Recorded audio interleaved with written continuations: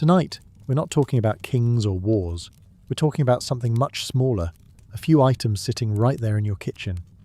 A jar of sugar, a box of tea, a bar of chocolate, a pinch of salt, and that half-finished pack of cigarettes on the windowsill. They're quiet, cheap, forgettable. You grab them off a supermarket shelf for a few dollars and never think twice. But rewind a few hundred years, and not one of these 5 things is innocent. A spoonful of sugar once filled slave ships carrying 12 million human lives. A leaf of tea once lit the fuse for 2 wars that redrew the map of the world. A cigarette was once a sacred object used to speak with the gods, and later became a lie that fooled humanity for decades. A bar of chocolate was once a bitter drink the Aztecs could only taste through human sacrifice. And that last, most unremarkable pinch of salt, it was once worth more than gold. It crushed empires. And it once sent a frail old man walking barefoot for 240 miles along a coastline just so he could scoop up a handful from the mud. Over the next little while, we're going to open up the past of each one at a time. Let's start with the sweetest. That jar of sugar in your drawer. In 1810, in London, 1 pound of sugar cost as much as a full day's wage for an ordinary worker. Buying a little sugar meant going hungry for a day, saving up an entire day's food just for a taste. But less than 100 years later, any poor factory worker would calmly stir 3 spoonfuls of sugar into his tea without a second thought, as easily as adding salt.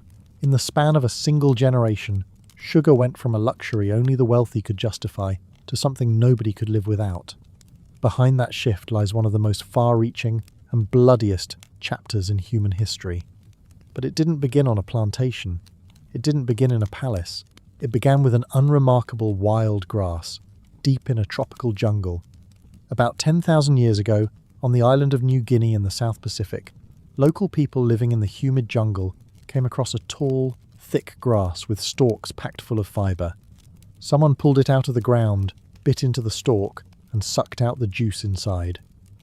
In that moment, they tasted something humans had never experienced in quite this form before. Pure, intense, completely unguarded sweetness. That was the earliest sugarcane. For thousands of years after that, the story of sugar barely moved forward at all. People across New Guinea and the Pacific Islands simply chewed the cane and sucked out the sweetness, generation after generation. No refining, no storing, no trade. The sweetness belonged only to the person biting into it in that moment, and it vanished the second they finished, gone until they found more the next day.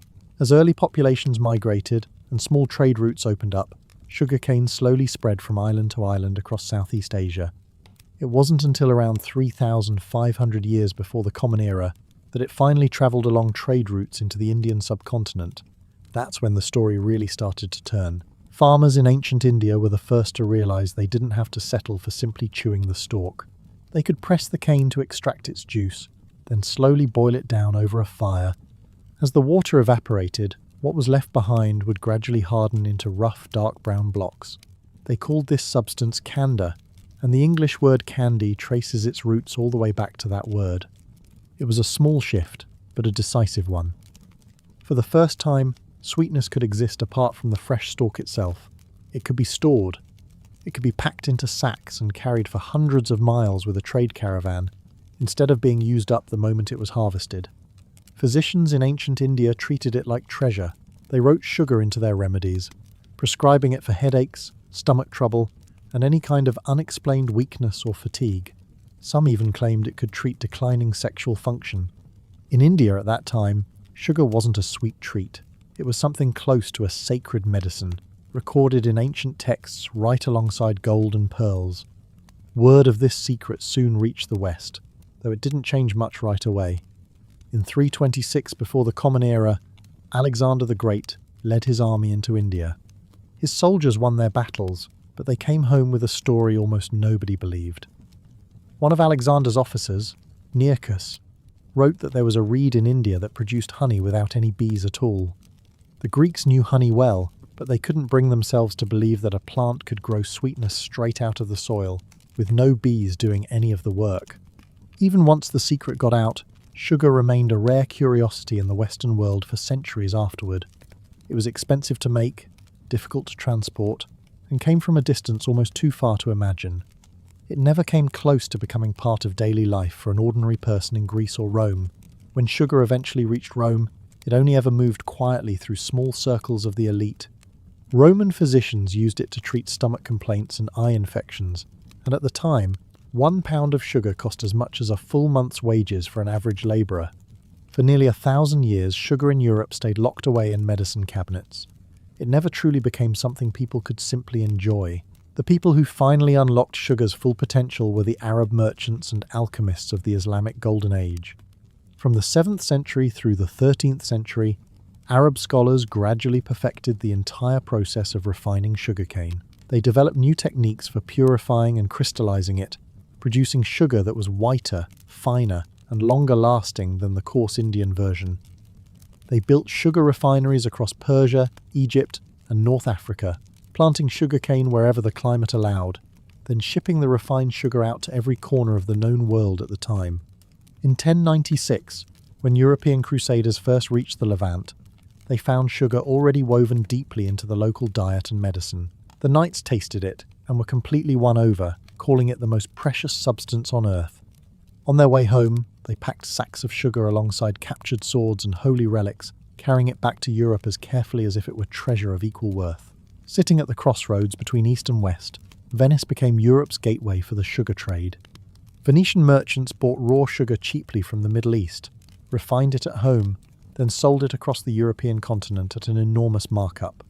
For 2 centuries, they held a near-total grip on this hugely profitable trade and built mountains of wealth from it. Medieval Europeans looked at sugar the way we look at gold today. Kings would have entire sculptures made of sugar displayed at royal banquets, just to show off their wealth and power to their guests. English monarchs kept meticulous records of their sugar reserves, with almost the same seriousness modern nations use to track gold reserves. When Henry III married in 1236, the royal household spent more than £300 just on sugar for the wedding, more money than an ordinary person would earn in an entire year. Apothecaries locked sugar away alongside opium and rare spices in the deepest compartments of their counters, prescribing it for coughs, melancholy, and all sorts of unexplained ailments. Being able to afford sugar meant you had status and standing.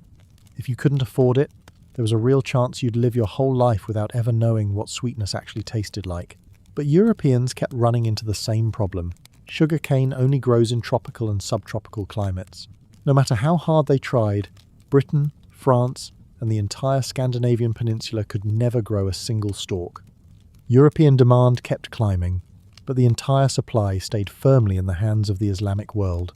That trade route was expensive, distant, and unstable, often cut off entirely by political conflict. It wasn't until the 15th century that the Portuguese, on a handful of islands in the Atlantic, stumbled onto an answer. And in doing so, they opened the door to a dark chapter of history that few people today are willing to talk about in detail. Portugal took control of Madeira, the Canary Islands, and São Tomé, and quickly discovered that the climate there matched sugarcane's needs almost perfectly. Colonizers built the first sugarcane plantations under direct European control, and along with them came a labour shortage too massive to fill. Who would plant it? Who would harvest it? At first, they brought in prisoners and poor labourers from Europe, but the sheer physical demands of growing sugarcane went far beyond what the human body could endure. During harvest season, workers laboured under the blazing sun for 18 to 20 hours a day. Bodies broke down, injuries piled up, disease spread. People collapsed one after another, and the whole system simply couldn't sustain itself, so the Portuguese turned their attention to Africa. The sugar plantations on São Tomé became the first testing ground for the brutal labour system that would follow, the quiet birthplace of every cruelty that came after. In 1492, Columbus crossed the Atlantic. On his second voyage, he made a point of bringing sugarcane seedlings with him. The climate and soil of the Caribbean turned out to be almost perfectly suited for sugarcane, like the region had been built for it. And Europe's hunger for sugar had no limit. It could never be satisfied. Making sugar was, in itself, a living hell.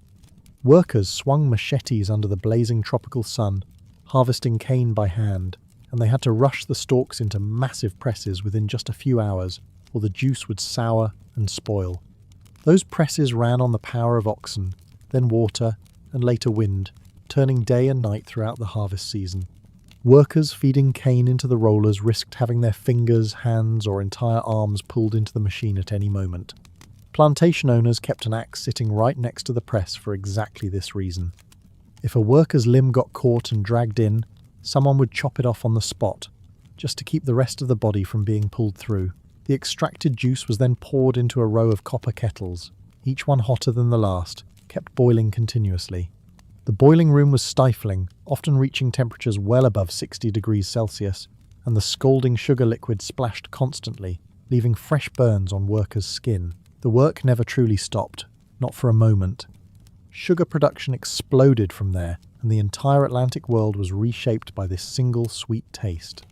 Spain, Portugal, Britain, France, and the Netherlands all rushed to build sugar colonies across the Caribbean and South America.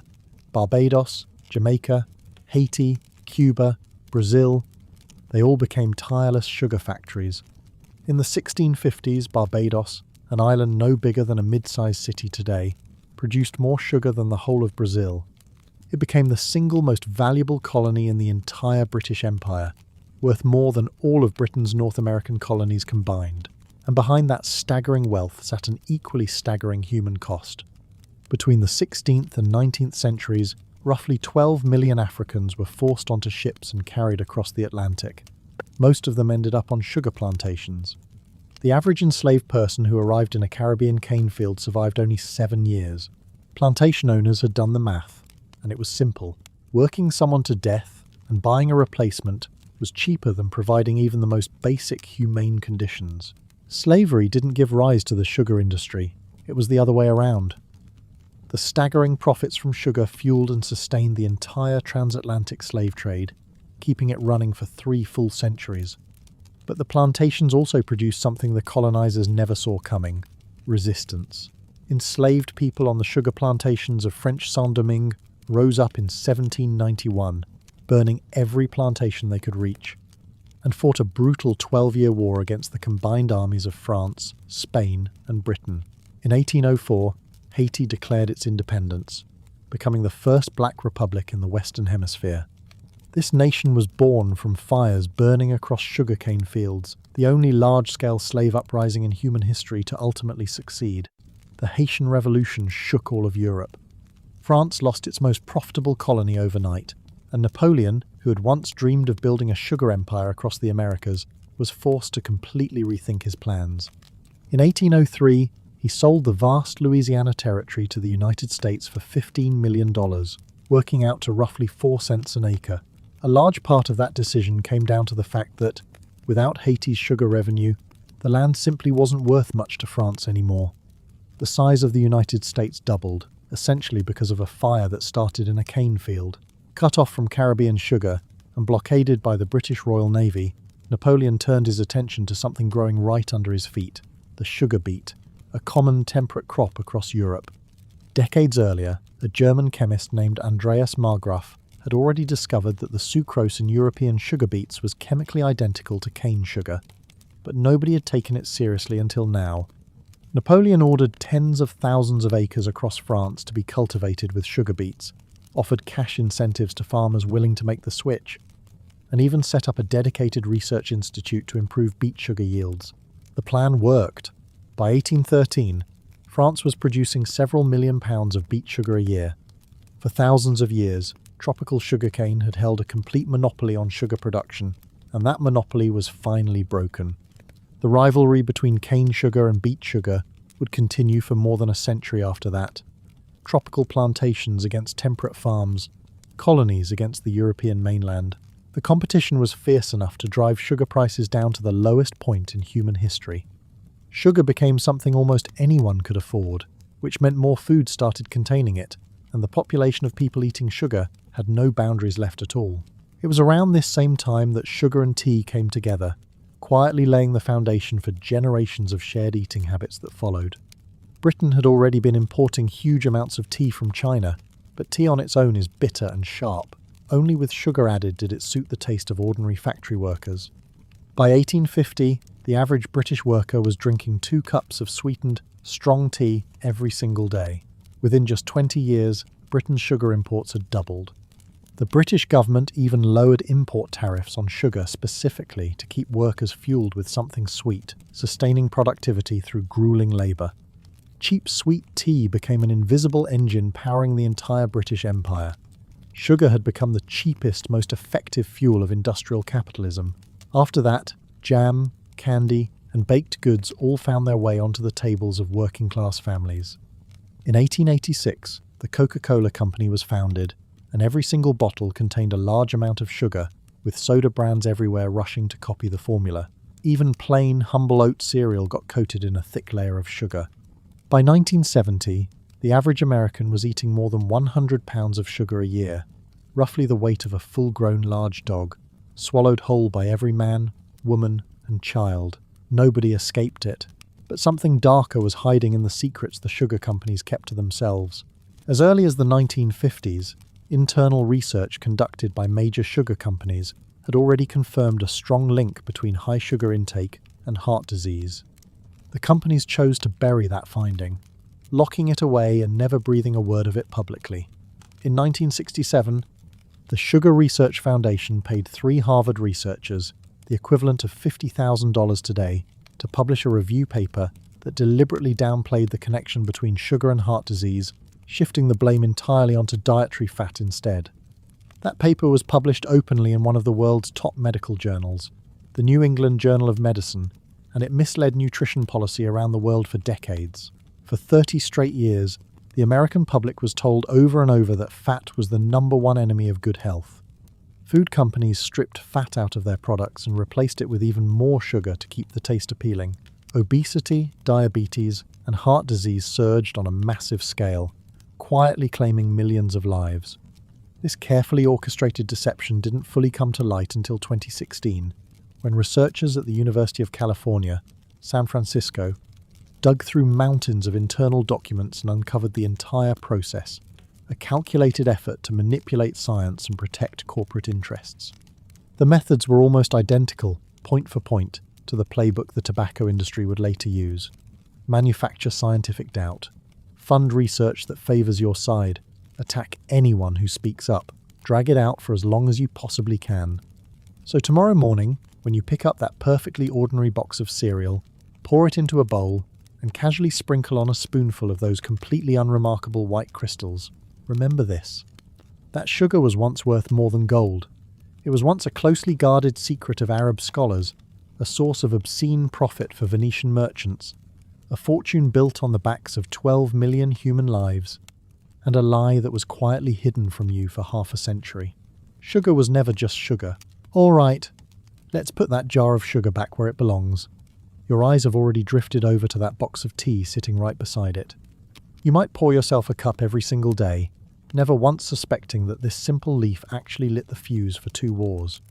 In 1735, in the port of Gothenburg, Sweden, a merchant ship called the Gothenburg slowly set sail. Its hold wasn't packed with cargo, it was packed with silver. An entire ship full of it, headed for one destination only, Guangzhou, China. The mission sounded almost absurdly simple. Sail there, trade the silver, and bring back a ship full of tea.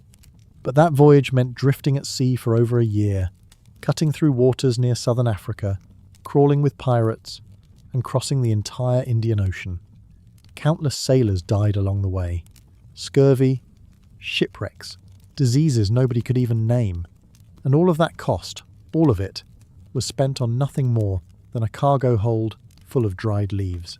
It sounds almost insane, but this is exactly the kind of plant that pushed people to risk entire shiploads of silver, drain national treasuries, and even start wars, all for something you can now buy at any supermarket for a couple of dollars. That alone tells you tea was never just a drink. So how did this wild shrub, originally found deep in the mountains of southwestern China, become the second most consumed beverage on Earth after water? And how did it manage to topple dynasties, fuel revolutions, and reshape global trade again and again for centuries? The story goes back almost 5,000 years to around 2,700 years before the Common Era, in a place almost nobody had heard of at the time, Yunnan, China. Legend says the mythical figure Shennong was sitting beneath a wild tea tree while his attendant boiled water for him to drink. A few leaves blew loose in the wind, and happened to drift into the boiling water, Shennong was already known for his deep knowledge of plants and his habit of tasting things himself, so instead of tossing the water out, he took a sip of the accidental brew, and to his surprise, he loved it. This story is almost certainly a myth, and Shennong himself may not have even been a real historical figure, but the core of the legend lines up perfectly with what archaeologists and botanists have confirmed. Every single type of tea, green, black, white or oolong, comes from one original plant, and that plant truly does originate from the Yunnan region in southwestern China. Long before Europeans even knew this plant existed, local people there were already chewing fresh tea leaves or boiling them into simple drinks as part of everyday life. For a long stretch of history, tea actually started out as medicine. Ancient texts from the Han Dynasty, dating back to around 200 years before the Common Era, describe tea as a treatment for headaches, stomach trouble, fatigue, and general weakness. People would grind the leaves into a paste and press it into bricks. When it was time to drink it, they'd cut off a piece, boil it with water, and season it with salt, ginger, and sometimes even a bit of onion. If you ordered something like that at a coffee shop today, it's hard to imagine many people finishing the cup. The shift from bitter medicinal brew to something people genuinely wanted to enjoy took centuries to unfold, and the real turning point landed during the Tang Dynasty. Between the years 618 and 907, everything changed with the arrival of a man named Lu Yu. He was raised from childhood by monks at a monastery and spent his entire life obsessed with tea, not content to simply drink it, but determined to understand it completely. He travelled across China's major tea-growing regions, documenting production methods and carefully studying the quality of water in different areas. In the year 760, he completed a work called The Classic of Tea, the first book in human history dedicated entirely to the subject. It covered everything: how to cultivate tea plants, how to process the fresh leaves, which water sources made the best brew, and which utensils paired best with it. Lu Yu elevated tea from a humble folk remedy into a full art form, complete with its own etiquette, technique, and philosophy. Tang emperors embraced this wholeheartedly, and tea became, for the first time, a commodity the state could tax. The royal court quickly realized just how much money was hiding behind the nation's growing love of tea, and a steady stream of tax revenue followed. From there, tea's story spread out across all of Asia. For centuries, monks drank tea during meditation to stay alert, and as Buddhism traveled along trade routes into Korea and Japan, monks carried the habit with them. Tea reached Japan sometime in the 8th century. According to legend, in the year 815, a monk named Aichu presented a cup of tea to Emperor Saga, who loved it so much he ordered tea trees to be planted widely around the capital. But Japan's true tea culture wouldn't fully blossom for several more centuries. In 1191, a monk named Aisai brought matcha powder back from China, wrote about its health benefits, and promoted it heavily among the samurai class, who embraced it for its ability to sharpen focus and discipline the mind. Over the following centuries, Japanese tea ceremonies slowly took shape, eventually becoming one of the most refined cultural rituals in human history. In the 16th century, the tea master Senno Rikyu perfected the entire ceremony, establishing its 4 core principles: harmony, respect, purity, and tranquility. Every movement, every gesture, every detail of how the cups were placed carried meaning. The tea room itself was deliberately built tiny, just 4.5 tatami mats, roughly 81 square feet. Even the most powerful warlord had to bow his head to step inside. The moment anyone crossed that threshold, rank and status were left entirely at the door. The ceremony was about being present, showing respect, and finding quiet beauty in simplicity.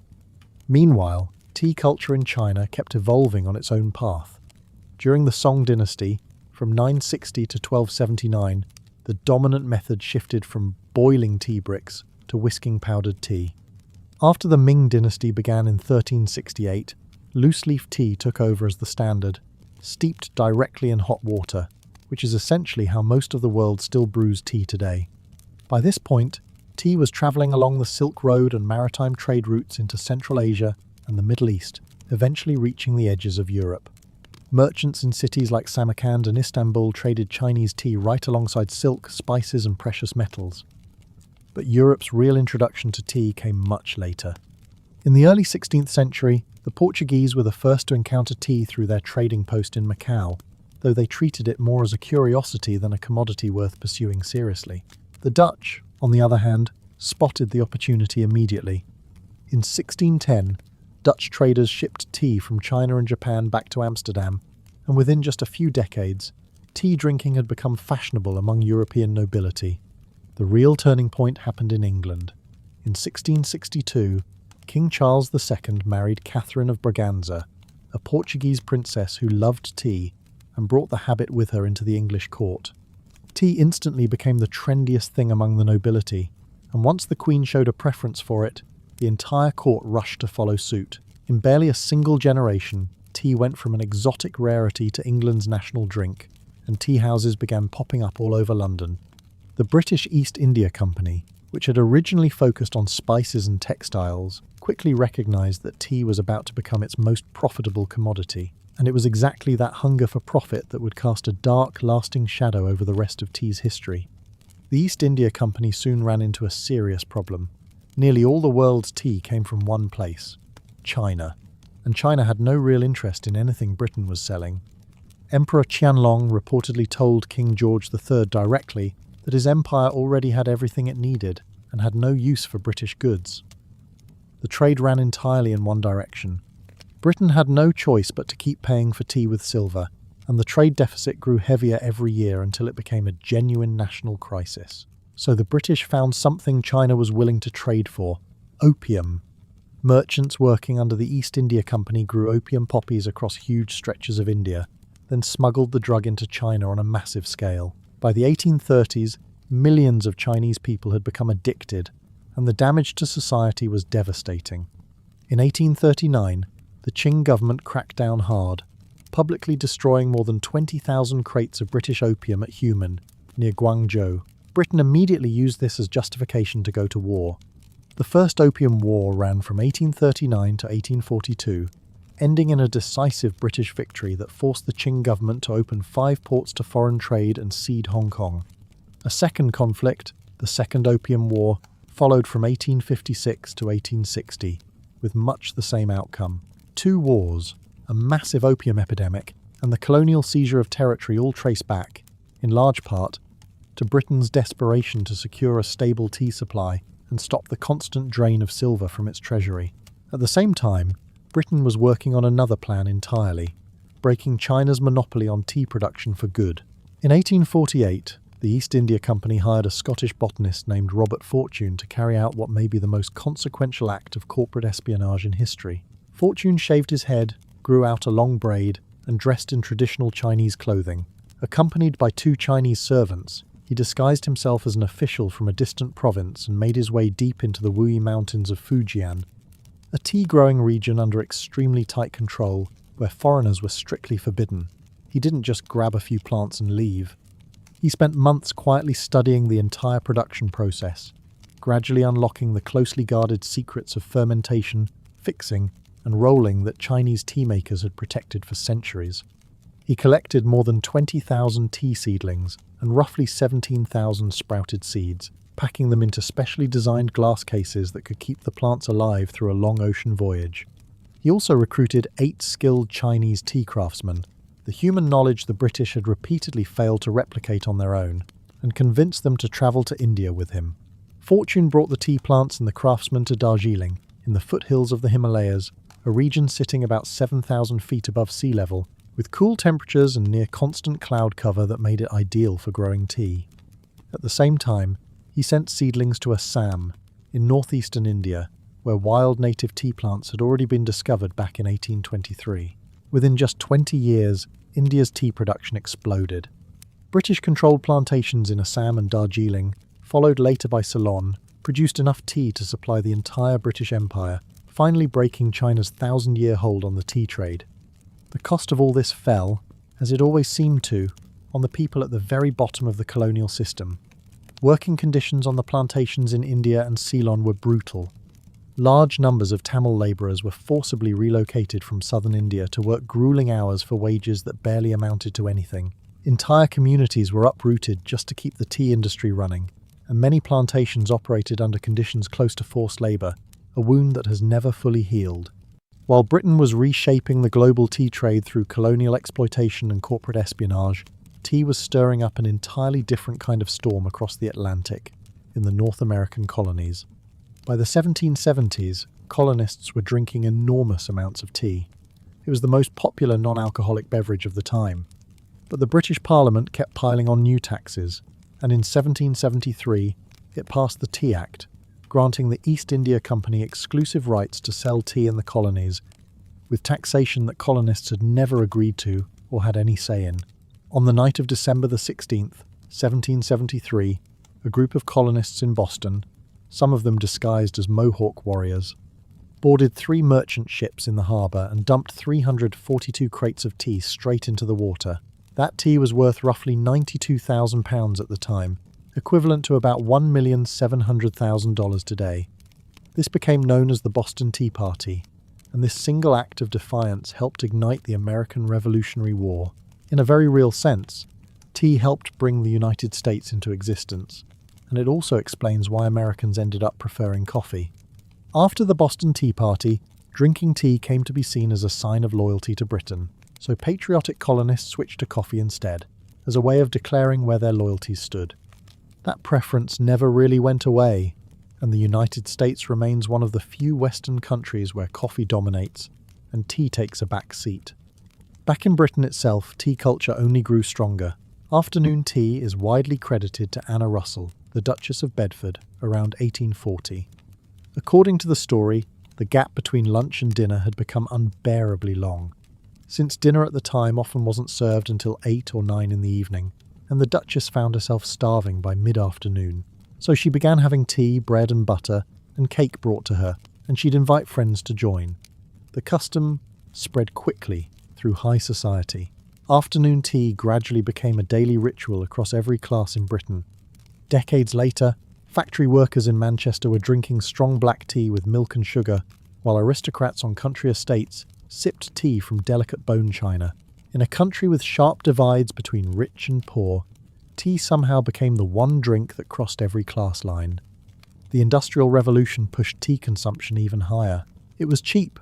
The caffeine kept workers alert through long, exhausting shifts, and the boiling water needed to brew it happened to kill off bacteria that would otherwise lurk in untreated water, dramatically cutting down disease. Some historians even argue that tea kept workers healthy and productive enough to genuinely help drive the Industrial Revolution forward. By the late 19th century, tea had become the lifeblood of the British Empire. Grown in India and Ceylon, shipped on British vessels, traded through home ports, and consumed in massive quantities in nearly every household, with average yearly consumption reaching £6 per person. The shipping of tea even became a spectacle in its own right. During the 1850s and 60s, the fastest tea clippers raced each other across the ocean from China to London, since whoever delivered the season's first new tea could sell it for the highest price. In the most famous race of all, in 1866, 5 clippers left Fujian on the very same day, sailed 14,000 miles, and arrived in London 99 days later, with the Taiping beating the Ariel by just 20 minutes. Crowds gathered at the docks, and newspapers covered it like a sporting event. For a while, tea racing genuinely captured the public's imagination. The 20th century brought a whole new wave of change. In 1904, at the World's Fair in St. Louis, Missouri, a tea merchant named Richard Blechenden ran into a problem. It was the height of summer, and nobody wanted a cup of scalding hot tea, so he simply added ice, and iced tea was born. Today, around 80% of tea consumed in America is iced, and even though the country overall leans toward coffee, iced tea remains one of its most beloved drinks. Around the same period, the tea bag quietly came into existence. In 1908, a New York tea merchant named Thomas Sullivan began mailing small silk pouches of tea samples to customers. Some of them, not realizing they were supposed to empty the leaves out first, simply dropped the entire pouch into hot water, and it worked surprisingly well. Sullivan switched to cheaper gauze sacks soon after, and the tea bag industry was born. Traditional tea lovers in places like China and Japan have never quite warmed up to tea bags, much the way an Italian chef might scoff at jarred pasta sauce. But for the average consumer, tea bags were convenient enough to push global tea consumption to new heights. From the 20th century onward, tea culture flourished in countless different forms around the world. In India, masala chai, brewed with milk, sugar, cardamom, and ginger, became a beloved national drink, with street vendors selling it on nearly every corner, as iconic to Indian cities as hot dog carts are to New York. In Morocco, mint tea is an essential part of hospitality, and refusing a host's offer of it is considered deeply impolite. It's traditionally poured from a height to create a light foam on top and served in 3 rounds, each one symbolizing its own kind of blessing. In Turkey, after the country lost access to its coffee-growing regions, black tea took over as the national drink, brewed strong in a double teapot and served in small tulip-shaped glasses. Turkey today has the highest per capita tea consumption in the world. In Tibet and across the Himalayas, tea is whisked together with butter and salt into butter tea, providing essential fat, calories, and hydration for people living above 14,000 feet in elevation, where farming is nearly impossible. And around 2010, matcha went fully global. Coffee shops across Europe and America started selling matcha lattes, health food stores marketed it as an antioxidant-rich superfood, and social media filled up with photos of matcha drinks everywhere. A monastic ritual with 800 years of history had quietly transformed into a trending wellness fad online. Today, tea is grown in more than 50 countries around the world. China produces the most, followed by India, Kenya, Sri Lanka, and Turkey. Global tea production exceeds 6.5 million tons a year, and roughly 2 billion people drink tea every single day, which means close to 1/4 of the entire world's population starts their morning with a cup of it. Whether it's hand-picked first flush Darjeeling gathered at dawn or mass-produced bargain tea bags, it all comes from the very same plant. During both World Wars, the British government decided tea was essential for troop morale and made it one of the very first items placed under rationing. Winston Churchill is said to have remarked that tea mattered more to soldiers than ammunition. Even in the brief lulls between artillery fire in the trenches, soldiers would still find a way to brew a cup. In the middle of chaos, people always seem to find a way to hold on to a little bit of warmth and sweetness. So that cup of tea you'll pour tomorrow morning carries all of this with it: the patience of Tang Dynasty scholars who obsessed over water temperature, the discipline of Japanese samurai practicing the tea ceremony. 2 wars fought, in part, because of it: a botanist who shaved his head and slipped behind enemy lines as a spy, and hundreds of thousands of plantation workers uprooted from their homes and underpaid for a lifetime of labour. Tea was never just tea. All right, let's set that teacup aside for now. You probably remember there's still a pack of cigarettes sitting on the windowsill, and that story goes back even further than the first 2. You pick up that pack, light one, and take a slow drag. Have you ever wondered how long humans have been doing exactly this? Not just a few hundred years, over 12,000 years. There's a place in the high desert of Utah called the Wishbone Site. An archaeologist dug up an ancient hearth there, with seeds from wild desert tobacco sitting in the ash, dated to roughly 12,300 years ago. In other words, long before humans invented farming, built cities, or wrote down a single word, tobacco was already something people were deliberately seeking out and using. And back then, it had nothing to do with what you're holding in your hand right now. For ancient indigenous peoples of the Americas, it wasn't about relaxing or staying alert. It was sacred. It was the one bridge believed to connect mortals and gods. In the Andes, across what's now Peru and Ecuador, shamans were using tobacco in sacred rituals at least 5,000 years ago. They believed the smoke could carry prayers up into the sky, that it could heal the sick, and that it let the living speak with their ancestors. About 8,000 years ago, something important shifted. People stopped simply gathering wild tobacco and started actively cultivating it, selecting for better traits. The archaeological record shows seed size, leaf shape, and nicotine content all changing generation after generation, which confirms something that surprises a lot of people. The very first crop domesticated in the Americas wasn't corn, it wasn't squash, it was tobacco. Around the year 470 of the Common Era, the Maya civilization pushed tobacco ritual to its absolute peak. Across what's now Mexico, Honduras, Belize, Guatemala, and El Salvador, the Maya developed an entire elaborate system of smoking rituals. Temple carvings show priests holding pipes, and at least 2 figures in Maya mythology are depicted as smokers themselves. For the Maya, tobacco wasn't just a ritual object. They also believed it had medicinal value, useful for toothaches, snake venom, even for clearing the lungs, which, looking back today, carries a fairly bitter irony. Tobacco travelled north with the Maya into the Mississippi River Valley and kept moving, eventually reaching tribes as far north as the shores of Hudson Bay.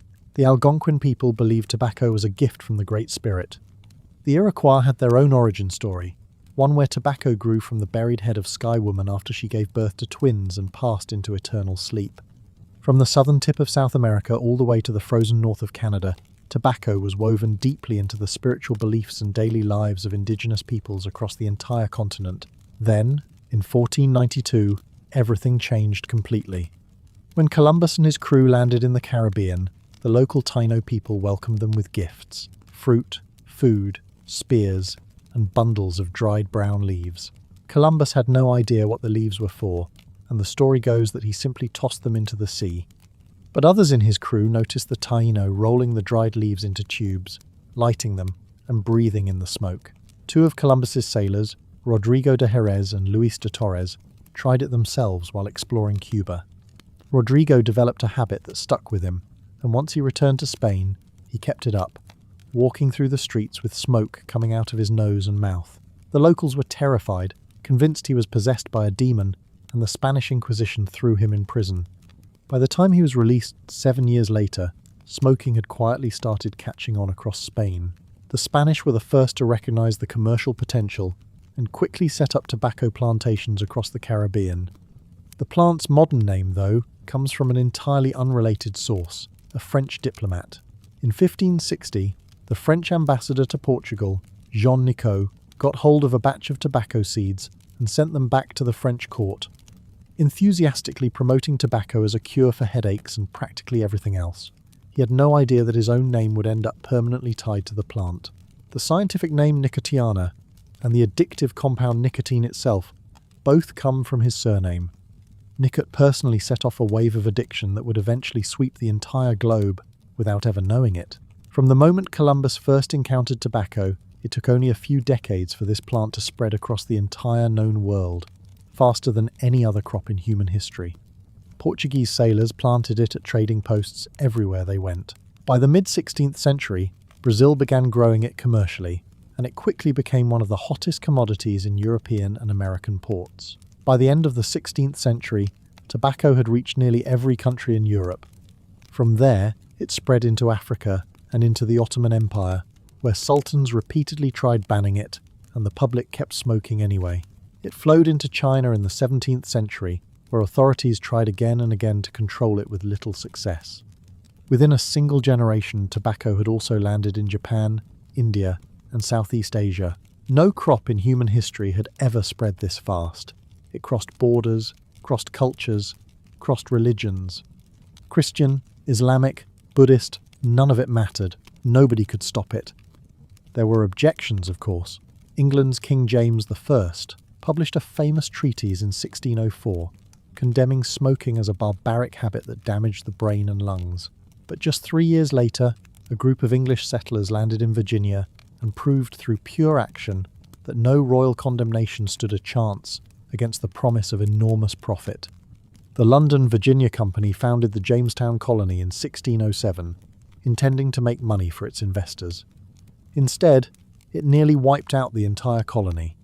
Disease, famine, and conflict with the Powhatan people meant that more than 80% of the settlers died between 1607 and 1610. Survivors tried glass blowing. They tried raising silkworms. They tried brewing. None of it worked. Then John Rolfe showed up. In May of 1610, Rolfe survived a shipwreck and spent nearly a year stranded in Bermuda before finally reaching Virginia. He was a passionate smoker himself, and he understood exactly how badly Europe wanted tobacco. The problem was that the local wild tobacco tasted harsh and bitter, and the English had no interest in it. The tobacco people actually wanted came from Spain's colonies in the Caribbean, and Spain guarded those seeds as a closely held state secret. Rolfe somehow managed to get his hands on that Spanish seed stock, and in 1612 he successfully planted it on land in Jamestown. Virginia's mild climate and rich riverbank soil produced a smooth, sweet-tasting tobacco that English buyers couldn't get enough of. Rolfe, almost single-handedly, saved the entire colony. In 1617, the colony exported 20,000 pounds of tobacco to England. By 1627, annual output had exploded to 500,000 pounds. Tobacco became so valuable in Virginia that it was planted along streets and even in cemeteries. People paid their taxes with it. They paid for wives with it. It functioned essentially as currency. But the tobacco industry carried a brutal hidden cost. It drained the soil with incredible speed. A field planted for 3 or 4 years would be completely exhausted, unusable for years afterward. Plantation owners desperately needed 2 things: more land and an endless, ever-growing supply of labour. At first, they relied on English indentured servants, poor labourers who traded several years of freedom for passage across the ocean. But once their contracts ended, they left, and the labour supply stayed unstable. In 1619, a ship carrying roughly 20 enslaved Africans arrived at Point Comfort, Virginia, and plantation owners found what they saw as a permanent solution: the enslavement of black people. Tobacco didn't just sustain Virginia's entire economy, it directly gave rise to the transatlantic slave trade, a system that wounded America deeply and for centuries to come. On the eve of the American Revolution, Virginia was the wealthiest and most populous of the 13 colonies, and that wealth was built entirely on the labour of enslaved people growing tobacco. From there, tobacco's influence reached far beyond the American South. It became one of Britain's most important sources of revenue, kept fueling the African slave trade, and spread throughout Asia in the footsteps of Portuguese merchants. In fact, as early as the start of the 17th century, a Chinese scholar named Fang Yizi had already written warnings about the dangers of smoking. Nobody listened. The pattern of ignoring the risks was set from the very beginning, and it would repeat for centuries. For the next 200 years, tobacco remained mostly a luxury good. Pipes and chewing tobacco were common, cigars were for the wealthy, and while cigarettes already existed, they were hand-rolled, expensive, and used only by a small circle of people. During the Crimean War in the 1850s, Ottoman soldiers rolled tobacco in newspaper to smoke it, and British soldiers picked up the habit and brought it home. But hand-rolling was painfully slow. Even a skilled worker could only roll about 3,000 cigarettes in 10 hours, which kept costs high and cigarettes a niche product. Then one machine changed the entire industry's fate. In 1875, a tobacco company in Richmond, Virginia, offered a reward of $75,000 to anyone who could build a fully automatic cigarette rolling machine. A 16-year-old named James Albert Bonsack decided to give it a shot. He borrowed money from friends and family, including $50 from his grandmother, dropped out of college, and built a workshop inside his father's textile mill. In 1880, he completed his first working prototype. It was destroyed in a fire, so he rebuilt it from scratch and filed for a new patent. The finished machine could produce 120,000 cigarettes in 10 hours, the equivalent of a full day's work for 40 skilled rollers. But the company that had offered the reward ended up backing out, refusing to pay the $75,000, partly out of fear that consumers would look down on machine-made cigarettes. A young tobacco merchant from Durham, North Carolina, named James Buchanan Duke, spotted an opportunity everyone else had overlooked. Duke realized that established companies had already carved up the traditional pipe tobacco market, but cigarettes were completely wide open. Quick to smoke, easy to carry, and if you could produce them cheaply at scale, you could sell them to absolutely everyone. In 1884, he struck an exclusive deal with Bonsack, licensing the machine at a price 25% below what competitors were paying. He installed 4 rolling machines in his New York factory, right in the middle of neighborhoods packed with immigrant workers. During a 10-minute break, a cheap cigarette offered just enough nicotine to take the edge off, fitting perfectly into the rhythm of working-class life. Labor costs collapsed. In 1876, producing 1,000 cigarettes cost 96 cents. By 1895, it cost just 8 cents. Duke poured every dollar he saved into advertising, coupons, and collectible trading cards. By 1889, he'd become the largest cigarette manufacturer in America.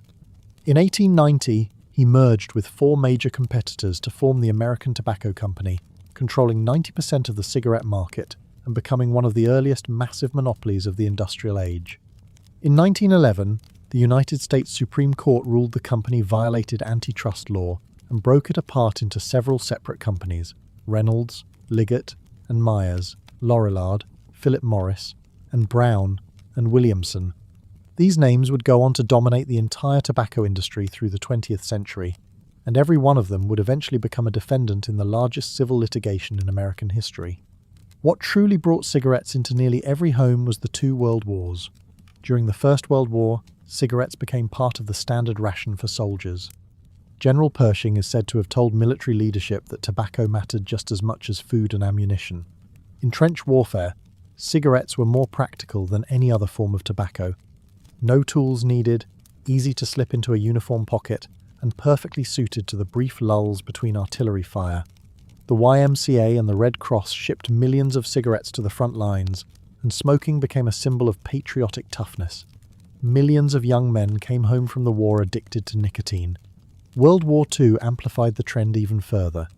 President Roosevelt declared tobacco an essential wartime crop, and companies handed out free packs of cigarettes along with military food rations.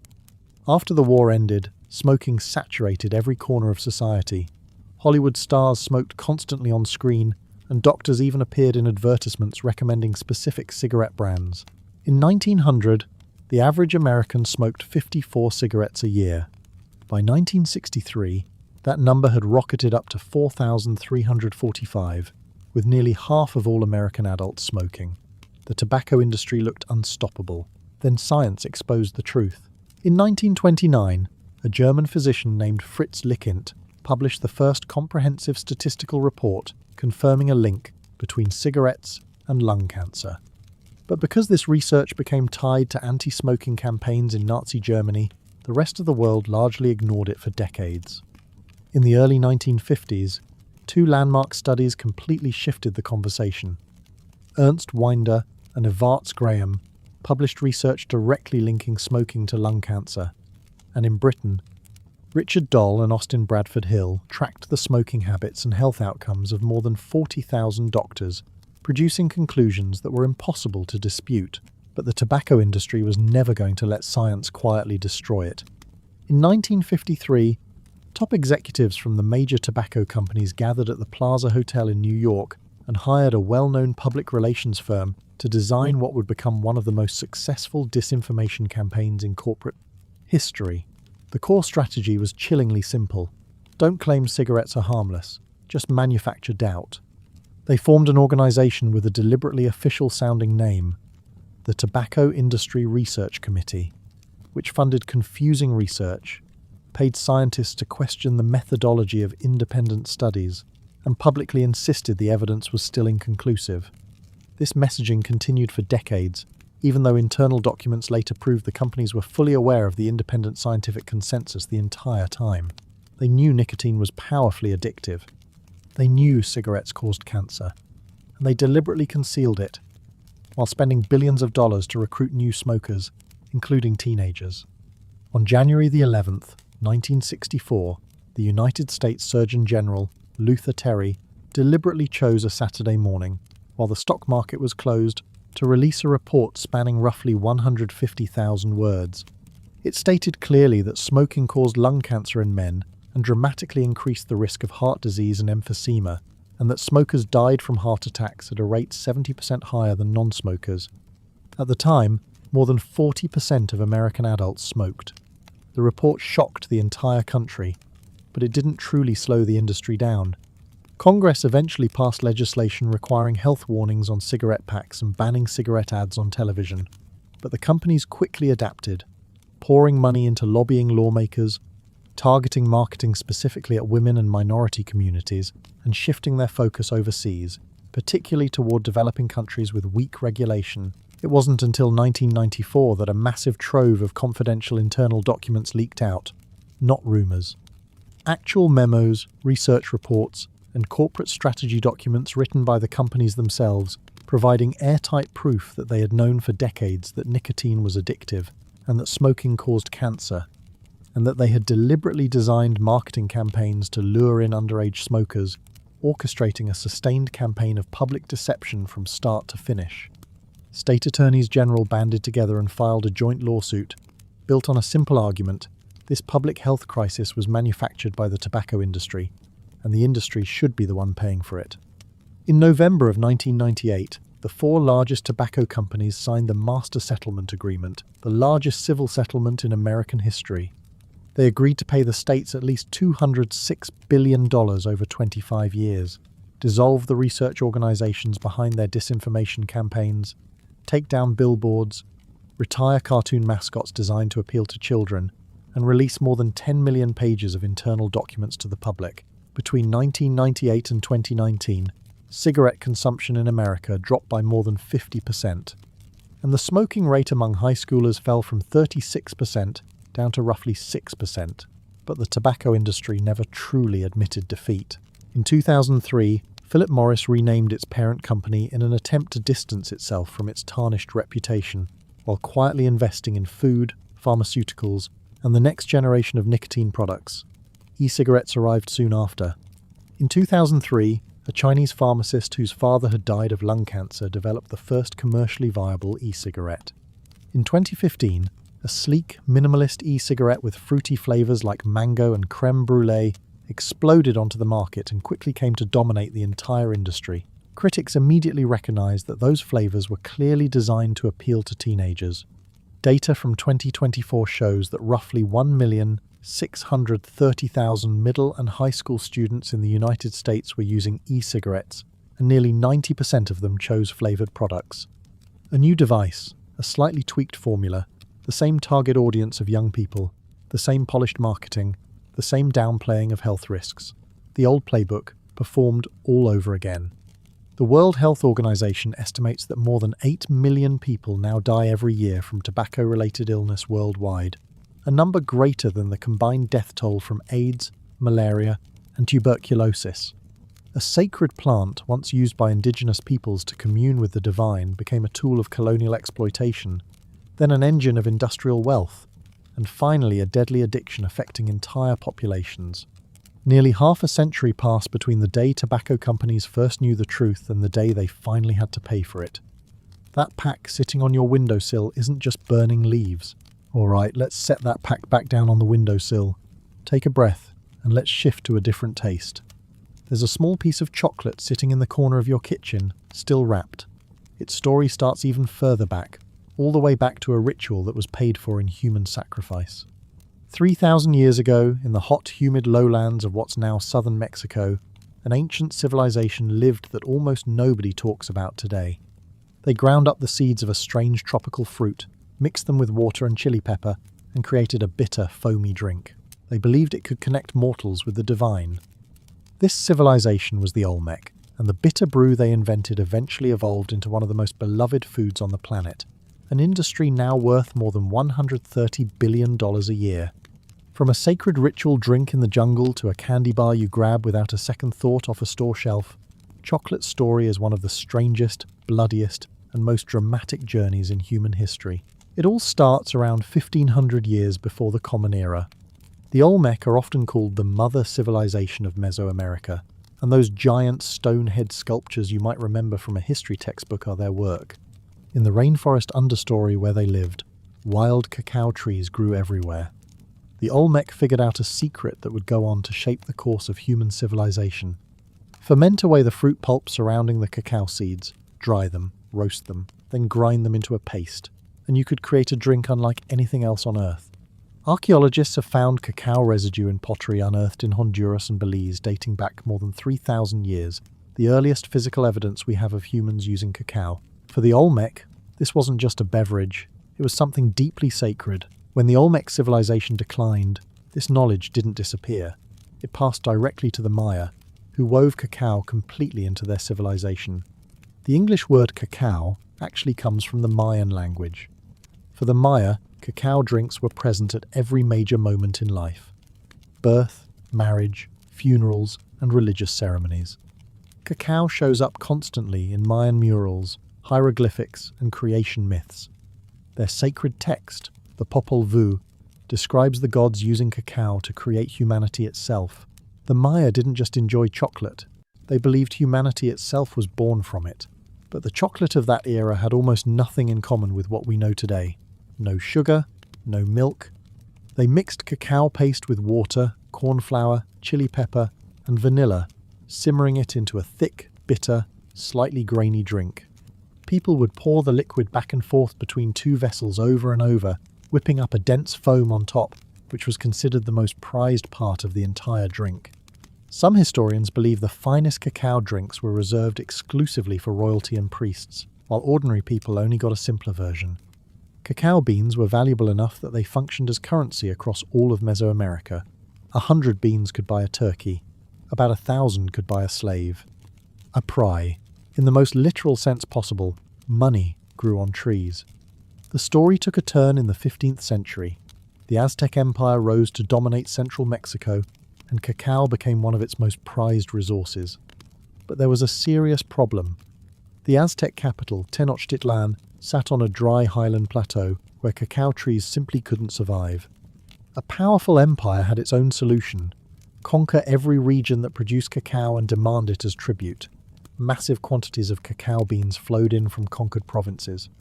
Estimates suggest the Aztec Empire collected nearly 200 loads of cacao beans every year through tribute alone, each load weighing about 50 pounds. According to legend, the Aztec ruler Montezuma II drank 50 cups of cacao a day from a golden cup. The Aztecs called this drink socolatl, which translates literally to bitter water. Like the Maya before them, they believed cacao came from the gods. According to myth, the feathered serpent god Quetzalcoatl brought cacao down to humanity and was punished by the other gods for giving away something so precious to mere mortals. To the Aztecs, cacao represented wisdom, strength, and life force. Warriors drank it before heading into battle.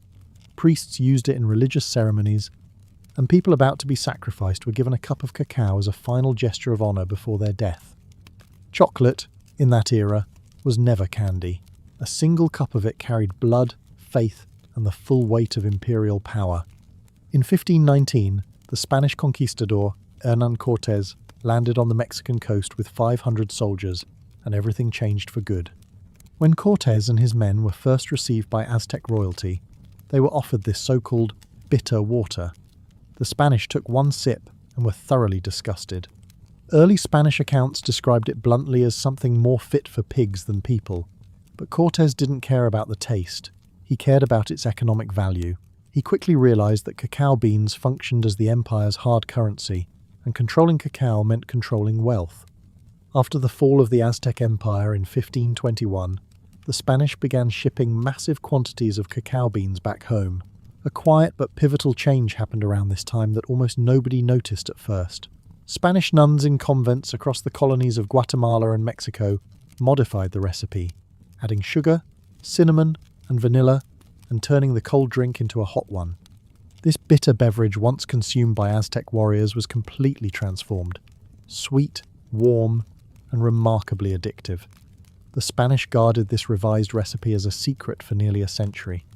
The rest of Europe had no idea it existed, while Spanish nobility quietly indulged in this new luxury drink behind closed doors. Eventually, the secret got out, and by the early 17th century, chocolate had spread through Italy, France, and England, sending European aristocracy into a frenzy.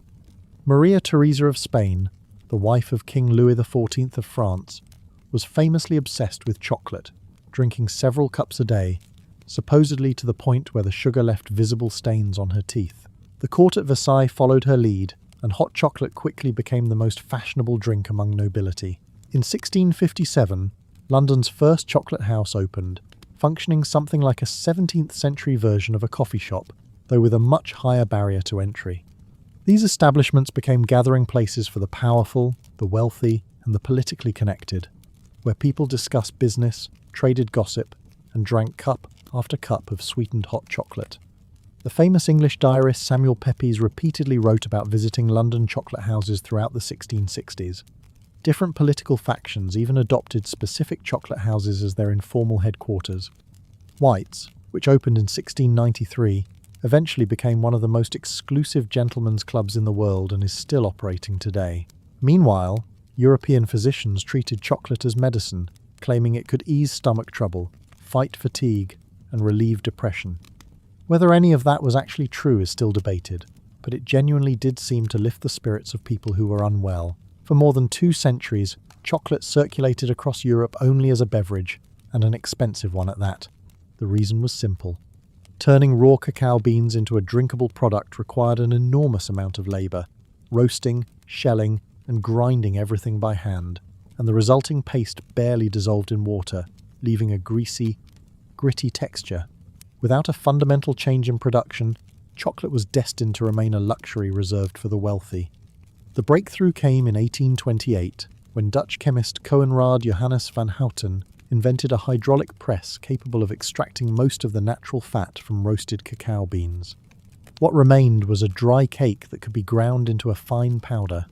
He also treated the cocoa powder with alkaline salts to reduce its bitterness, a process still known today as Dutch processing. It was a genuinely transformative breakthrough. After centuries as a luxury good, cacao could finally be produced faster, cheaper, and at much larger scale. Cocoa powder dissolved easily in water and milk, and for the very first time, ordinary people could actually afford to consume chocolate. Van Houten's invention also led to a development he never could have anticipated: the separation of cocoa butter from cocoa solids, the two core ingredients needed to make solid chocolate. In 1847, the British company J.S. Fry & Sons discovered that mixing cocoa powder, sugar, and melted cocoa butter together created a smooth, moldable paste that hardened into a solid block once it cooled. They called it eating chocolate, the world's first modern chocolate bar. For 3,000 years, chocolate had existed only as a liquid. Then, in a single afternoon, inside a factory in Bristol, it became something solid you could hold in your hand and snap a piece off whenever you wanted. The relationship between humans and chocolate was rewritten from that moment on. Over the following 30 years, one innovation followed another, and nearly every category of candy you'll find on shelves today traces its origin back to this period. In 1875, a Swiss candle maker named Daniel Peter spent 8 full years trying and failing to blend milk into chocolate. The water content in milk kept causing the chocolate to clump and turn gritty. Then one day, his neighbour, Henri Nestlé, showed him a condensed milk powder he'd invented. Peter combined that condensed milk with cacao, and milk chocolate was born, the result of a simple collaboration between neighbours that eventually gave rise to Nestlé, now one of the largest food companies on Earth. 4 years later, in 1879, another Swiss chocolate maker, Rodolphe Lindt, accidentally left a mixing machine running overnight. The next morning, he discovered that the extended mixing had given the chocolate an unprecedented smoothness. He named the process conching, after the shell-shaped basin the machine used, and conching is still a standard step in chocolate production today. In just 50 years, chocolate had gone from a rough, expensive drink enjoyed by European aristocrats to a smooth, sweet, mass-produced solid food, finally making its way to everyone. What happened next explains why chocolate eventually conquered the entire world. In the early 20th century, a rural Pennsylvania caramel maker named Milton Snavely Hershey attended the 1893 World's Fair in Chicago and saw German chocolate-making machinery in person. He was instantly captivated. He sold his thriving caramel business for $1 million and poured his entire fortune into chocolate. What made Hershey truly remarkable wasn't crafting the finest-tasting chocolate. Swiss and Belgian chocolatiers were far more skilled at that. It was making chocolate so cheap that every single American could afford it. He built an entire town around his factory in central Pennsylvania, called, fittingly, Hershey, with streets named Chocolate Avenue and Cocoa Avenue, complete with schools, parks, a trolley system, and an amusement park. The Hershey Chocolate Bar, launched in 1900, became America's first mass-produced, widely marketed chocolate bar. Competitors followed quickly. Mars introduced the Milky Way bar in 1923, and Mars's son invented M and M's in 1941, inspired directly by the candy-coated chocolate pellets carried by Spanish soldiers designed not to melt. The candy wars of the 20th century had officially begun. Nobody could have predicted that chocolate's next big leap would come from a war. During World War II, the United States military commissioned Hershey to produce a special military-grade chocolate bar with strict requirements: 4 ounces, high in calories, and heat-resistant, along with one unusual specification. It had to taste only slightly better than a boiled potato, because the military didn't want soldiers eating it as a casual snack. It needed to remain available as an emergency survival ration, Soldiers nicknamed it the D-ration bar, and total wartime production exceeded 3 billion bars, with every soldier's field rations, including one. As American troops liberated towns across Europe and the Pacific, they handed out chocolate to local children and civilians. And for an entire generation, their very first taste of chocolate came from an American soldier's rations. After the war, returning soldiers came home with a deep love for chocolate, and global chocolate consumption surged. Mars, Cadbury, Nestle, and Hershey all scrambled to claim their share of the post-war candy market. In Britain, Cadbury had already become a household name. The Cadbury family were Quakers, and they entered the chocolate business with a genuinely moral motivation. They saw chocolate as a healthier alternative to alcohol at a time when hard liquor was devastating the health and family lives of Britain's working class.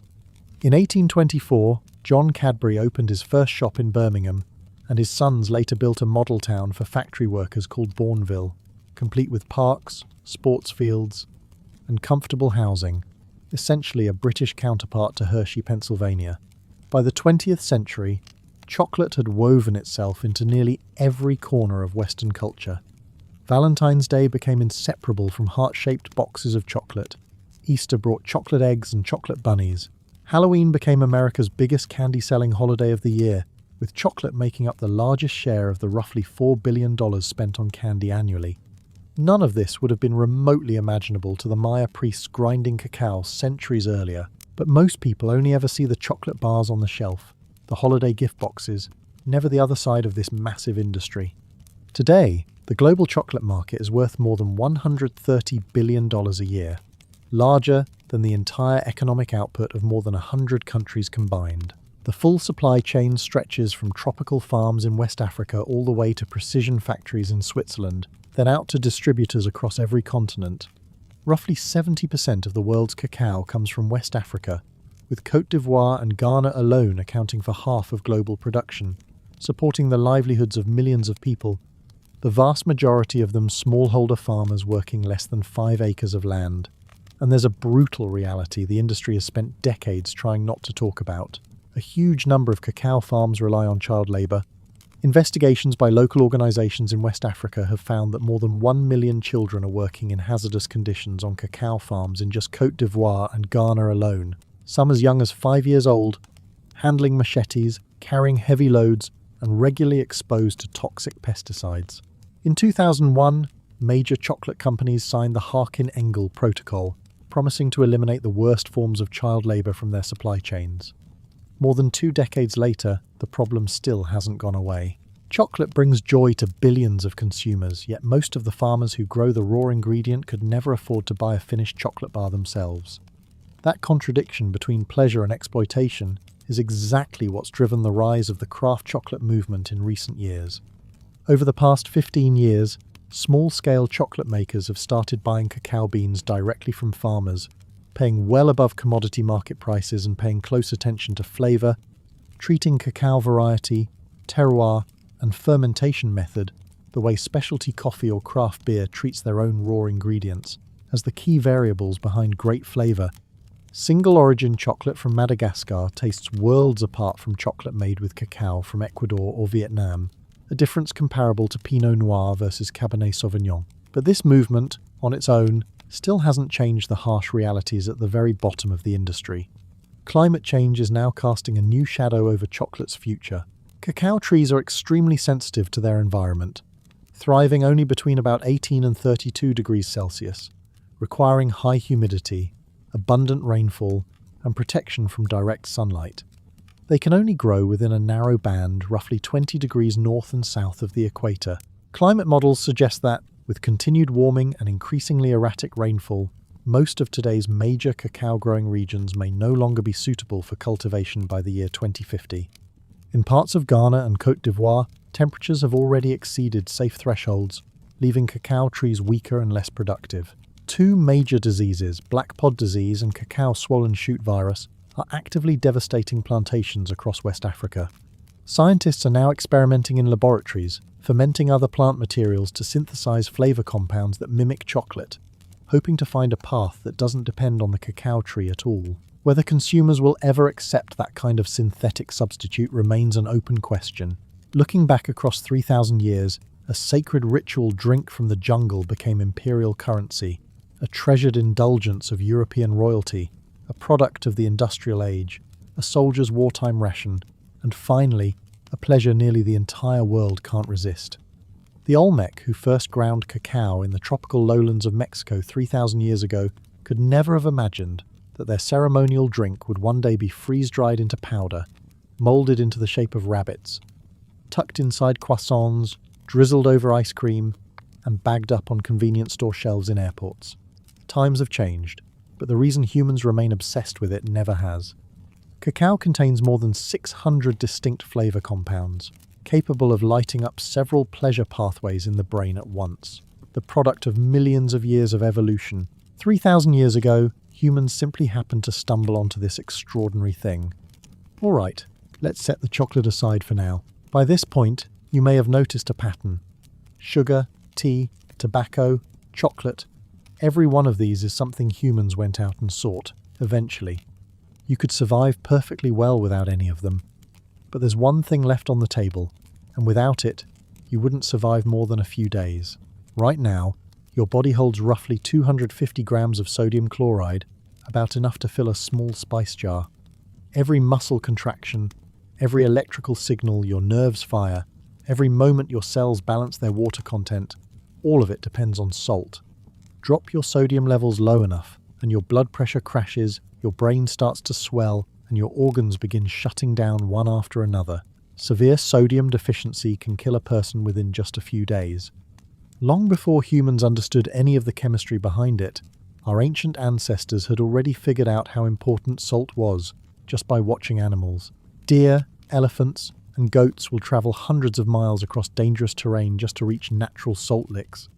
Places where salt seeps up from underground and crystallizes into a mineral-rich layer on the surface. People have observed African elephants venturing deep into underground caves in total darkness, feeling along the rock walls with their trunks and scraping salt deposits off the stone with their tusks. Humans found their earliest sources of salt by literally following the animals. Archaeologists believe the earliest large-scale salt production site sits in what's now Romania, where ancient people were already extracting salt from brine springs as far back as 6,000 years before the Common Era, earlier than the construction of the Egyptian pyramids. The salt lake remains at Yuncheng in China are even older, dating back roughly 8,000 years, when early inhabitants were already evaporating lake brine to collect salt. Salt production was never a scattered occasional activity. Communities settled permanently around salt sources, and some of the earliest long-distance trade networks were built specifically to move salt from place to place. From that point forward, salt began reshaping human civilization itself. The ancient Egyptians were among the first to discover salt's preserving power. They used natural soda ash to treat the dead, and that's how mummification was born. The full process took about 70 days. Organs were removed, the body cavity was packed with the mineral compound, and the entire body was covered in mineral powder. Over several weeks, the salt compound would draw every trace of moisture out of the flesh, allowing the body to last for thousands of years. Without salt, there would be no mummies. And without mummies, Egypt's entire belief system around the afterlife might have looked completely different, since they believed preserving the body was essential for the soul's journey into the next life. Salt's preserving power went far beyond burial rites. In a world without refrigeration, salt could keep fish and meat edible for months, sometimes years, and that was often the difference between surviving winter and starving. Fishermen along the Nile would pack their catch in salt and load it into clay jars for transport along the river. The Romans developed a fermented fish sauce called garum, layering fish and salt in massive stone vats and letting it ferment in the sun for weeks, a product that became wildly popular across the entire Mediterranean. Something like the ketchup of the ancient world. None of it would have been possible without salt. Civilizations with reliable access to salt could stockpile food, supply marching armies, and trade preserved goods over long distances. Civilizations without it were constantly constrained, and even surviving a single winter became a gamble. On the other side of the world, ancient people in China developed their own salt-making methods independently. Archaeological evidence shows that, as early as around 3,000 years before the Common Era, people in the Sichuan region were already drilling salt wells hundreds of feet deep, inserting bamboo pipes to draw up underground brine, then boiling it in iron pans until it crystallized. While drilling for brine, they stumbled onto something else entirely: natural underground gas, which they piped to the surface through bamboo conduits and burned as fuel for boiling the brine. This stands as one of the earliest large-scale uses of natural gas in human history. Picture the scene: a valley dense with drilling towers, bamboo pipes crisscrossing everywhere, flames burning day and night from underground gas, slowly boiling brine down into pure white crystals. This setup predates similarly industrialized salt production in the West by roughly 2,000 years. China didn't just gather salt, it pioneered the industrialization of salt production, putting it about 2,000 years ahead of the West. Once people understood the value of salt, it became an almost impossible to avoid tool for taxation, and rulers across both East and West figured this out quickly. During the Western Han Dynasty, the imperial government established a state monopoly over salt, banning private production and trade, with smuggling punishable by death. Revenue from the salt tax funded armies, financed infrastructure, and kept the entire empire running. A government official named Sang Hongyang proposed a state policy centered on monopolizing salt and iron, allowing the empire to raise revenue without directly raising taxes on farmers, which helped avoid the unrest that heavier agricultural taxes might have triggered. For the next 2,000 years, the salt tax remained one of the core pillars of Chinese imperial finance. Dynasty after dynasty came and went, but the salt tax system never disappeared. Around the Mediterranean, the Romans built a dedicated road specifically for transporting salt, called the Via Salaria, running from Rome straight to the Adriatic coast to move sun-dried sea salt inland. As the empire expanded, its garrison troops depended entirely on salt to preserve their rations. The Roman historian Pliny the Elder recorded that soldiers were sometimes paid directly in salt, or given a special allowance specifically to purchase it. The Latin name for that allowance was salarium, and over time, that word evolved into the English word salary. Trace today's paycheck back 2,000 years, and its roots lead straight back to the allowance Roman soldiers received to buy salt. The Romans even reportedly used salt as a weapon of war. According to legend, after defeating Carthage in 146 before the Common Era, a Roman general ordered salt spread across Carthaginian farmland to ensure nothing would ever grow there again. Historians still debate whether this actually happened, but the legend itself says plenty about how people of that time viewed salt, both as a form of hard currency and as something powerful enough to destroy land permanently. Starting in the 8th century, massive camel caravans crossed the Sahara Desert, hauling slabs of rock salt from mining towns like Tagaza. Conditions in that town were brutal. Buildings were constructed entirely out of salt blocks. Most of the miners were enslaved people, enduring temperatures well above 49 degrees Celsius year-round, with no fresh water for miles and every bit of food shipped in from elsewhere. The Arab traveller Ibn Battuta visited in the 14th century and described it as something close to hell on earth, yet the rock salt it produced was worth a fortune. Caravans would travel south for weeks, sometimes months, to reach major West African trading centres like Timbuktu and Djenné. A single caravan could include thousands of camels, each one carrying 2 salt blocks weighing roughly 200 pounds apiece. Sandstorms could bury entire caravans. Dehydration killed travellers. Bandits were a constant threat, but the enormous profits kept merchants making the journey generation after generation. West Africa had abundant gold, but almost no salt, which led to a striking market dynamic. Salt traded pound for pound against gold dust. In some regions, trade happened through what's called silent barter, where salt merchants and gold merchants never even met face to face, each side leaving goods at agreed locations and adjusting the offer back and forth until both parties were satisfied. The salt sitting casually in your kitchen today once carried the same value as one of humanity's most treasured precious metals. This trans-Saharan trade in salt and gold helped build the wealth of the Mali Empire.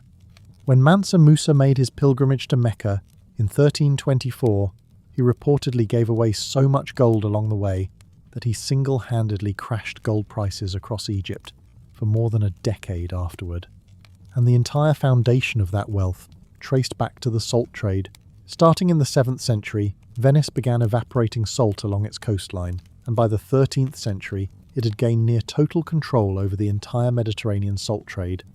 The city bought raw salt cheaply from various regions, stored it in massive warehouses, then resold it at a steep markup across the continent. Whenever a competitor tried undercutting prices, Venice responded with economic pressure or even outright war. The War of Chioggia in 1378, fought between Venice and Genoa, was fundamentally a dispute over control of the Adriatic salt flats.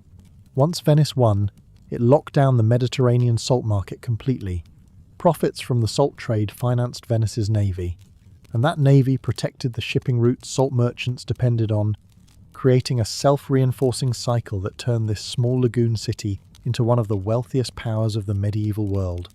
The canals, palaces and churches that still leave tourists in awe today were all, in a very real sense, built on the profits of salt, and salt remains one of the city's defining symbols even now. The city of Salzburg, nestled in the Austrian Alps, has a name that literally translates to Salt Castle. The salt mines surrounding it have been worked since the Bronze Age, and archaeologists excavating the Hallstatt salt mine uncovered the remarkably intact remains of a miner who died 3,000 years ago. The dry, salt-rich environment, much like the soda ash used in Egyptian mummification, preserved his bones, his leather backpack, and his tools almost perfectly. When archaeologists pulled him out of the ground 3,000 years later, even the tool bag he'd carried with him was still intact, as though he'd only gone underground the day before. During the Middle Ages, revenue from these salt mines belonged to the local archbishop, and the enormous salt tax funded magnificent palaces and churches and supported armies, bringing prosperity to the region for centuries. The Habsburg dynasty drew substantial income from these alpine salt mines, and the connection between salt and power is, quite literally, baked into the city's name. Wherever salt profits flowed, conflict tended to follow. In 1597, Spanish rule over Naples introduced a new salt tax that sparked a popular uprising. Crowds attacked tax collectors, burned government buildings, and briefly seized control of parts of the city before being suppressed. The Naples salt riots left behind a clear warning for the future. Salt is a basic necessity for survival, and taxing it too heavily will eventually provoke rebellion. France's notorious salt tax, known as the gabelle, remained in place from the 14th century well into the modern era, with wildly inconsistent rates from region to region, some areas exempt entirely, which fueled a massive black market in smuggled salt. The government created a dedicated salt police force to search homes and stop travellers on the road, and smugglers faced steep fines or forced labour. At its peak, roughly 3,000 French citizens were imprisoned every year for salt smuggling. In 1789, a crowd of starving Parisians stormed the Bastille, igniting one of the most consequential revolutions in human history. Historians typically point to bread shortages, class tension, and Enlightenment philosophy as the spark, but textbooks rarely mention another crucial factor, a salt tax that had been squeezing ordinary people for more than 400 years, leaving the poorest with barely any room to breathe. The salt tax wasn't the only cause of the French Revolution, but it was the form of aristocratic oppression. Ordinary people felt most directly, and it ranked near the top of every list of grievances against the crown. On the other side of the Atlantic, the American Civil War nearly turned on a handful of salt as well. The Union Navy blockaded Confederate ports, and by 1862, the South was facing a severe salt shortage. Salt was essential for preserving military rations, and without it, food spoiled, soldiers grew weak, and morale collapsed. Prices skyrocketed. A sack of salt that cost $2 before the war climbed to as much as $60 in parts of the South. The Union deliberately targeted Confederate salt works, launching raids on production sites along the coasts of Virginia, Florida, and Louisiana. Southerners tried everything to keep salt flowing, digging new wells, scraping salt-soaked dirt off smokehouse floors, boiling down old meat-curing brine. Women dismantled smokehouse floorboards just to filter out the salt trapped inside. None of it was ever enough. Many historians argue that the salt shortage hurt the Confederacy's war effort as much as any single battlefield defeat, since wars are ultimately won through logistics, and salt sat right at the centre of Civil War logistics. One of the most striking chapters in modern salt history unfolded in India in 1930. The British colonial government held a complete monopoly over salt production and sale, and banned ordinary citizens from collecting it themselves, even though natural sea salt sat freely available along the coastline. People were forced to buy heavily taxed government salt instead. Salt was something everyone needed, and the heavy tax on it meant ongoing poverty and humiliation for millions. Gandhi recognized the symbolic power in this. Everyone depended on salt, and the injustice of the salt tax was immediately understandable in a way no abstract political slogan could match. On March the 12th, 1930, Gandhi set out on foot with 78 followers, walking from his ashram toward the coastal town of Dandi, 240 miles away. Over 24 days of marching, tens of thousands of people gradually joined the procession.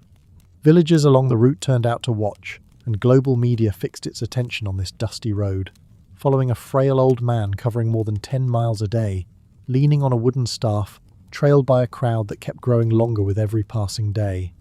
On the morning of April the 6th, Gandhi bent down and picked up a small lump of natural salt from the mud at the water's edge, an act almost absurdly simple, yet a direct and public act of defiance against the entire colonial legal system. Within a matter of weeks, millions of Indians began making or buying their own salt illegally, openly defying the law. British authorities arrested more than 60,000 people, including Gandhi himself. The Salt March didn't end colonial rule overnight, but it shattered the moral authority of the British Empire, all because of a handful of salt. The Industrial Revolution completely transformed the supply and demand picture for salt.